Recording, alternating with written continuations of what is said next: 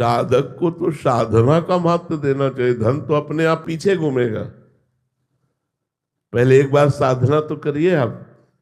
साधक अगर धन की प्रधानता रखता है तो साधना कहां हो रही? इसी की तो प्रधानता छोड़नी है। धन की प्रधानता छोड़नी, चाहे गृहस्थ हो चाहे विरक्त। कर्तव्य का पालन करो, फल की आकांक्षा मत करो। भगवान ने कहा कर्मण्येवाधिकारस्ते मा फलेषु कदाचन। यदि अध्यात्म में चलना है, आप ईमानदारी से अपने कर्तव्य का पालन करो, आपको धन मिलेगा। जितना धन मिले ईमानदारी से, उतने से अपने परिवार का पोषण कीजिए, आपका गृहस्थ धर्म पुष्ट होता रहेगा। साधना की जाती है कामनाओं का नाश करने के लिए, कामनाओं की पूर्णता के लिए नहीं। और जब कामनाओं की नाश की बात सोचते हैं तो विश्व का वैभव उसको घेर लेता है।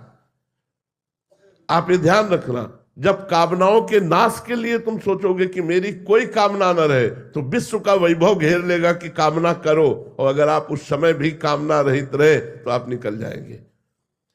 साधना तो की जाती है धन की इच्छा का त्याग करने के लिए।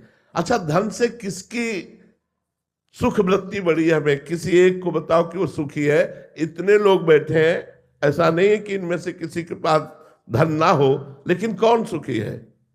ऐसे पूरे भारत को बैठाल के या विश्व को बैठाल के पूछा जाए कि आप तृप्त हो क्या, तो कहीं कोई बोलने वाला नहीं कि मैं धन से तृप्त हो गया हूं। धन में है क्या सुख? आपको एक कमरे में बंद कर दिया जाए और नोट आपके आसपास रख दिए जाए, आप सुखी हो जाएंगे? धन से भोग मिलते हैं, भोग इंद्रियों से होता है, इंद्रियां मन से संचलित है, मन बुद्धि से संचलित है, बुद्धि मायामयी है, सब खिलवाड़ हो रहा है। जब होए बुद्धि जो परम सयानी, तिन तन चितई नान हित जानी, तब वो परमात्मा की तरफ चलती। परमात्मा में बुद्धि स्थित है, मन भगवान के मनन चिंतन में लगा हुआ है, शरीर भगवान की सेवा देश सेवा में लगा हुआ है, और अर्थ जो आ रहा है परिवार और समाज की सेवा में लगा है। ऐसा भक्त गृहस्थ होते हुए भी संत है। अगर वो केवल धन का चिंतन करता है तो फिर साधना किस बात की हो रही है? साधक किस बात का है?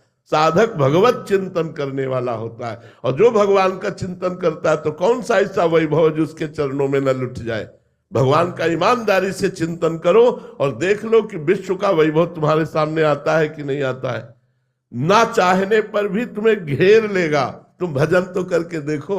इसीलिए हम कहते हैं लोक परलोक के सारे सुखों का त्यागी बनना चाहो या भोगी बनना चाहो, चाहे जो कामना हो, तुम राधा राधा रटो, तुम नाम जप करो, तुम मांस छोड़ो, मदिरा छोड़ो, पर स्त्री गमन छोड़ो, ये पाप कर्म छोड़ो और धर्म से चलो। यदि सुखी ना हो जाओ तो हमें बताना। अब करोगे पाप तो फिर कैसे सुख प्राप्त होगा? पाप का फल तो दुख है।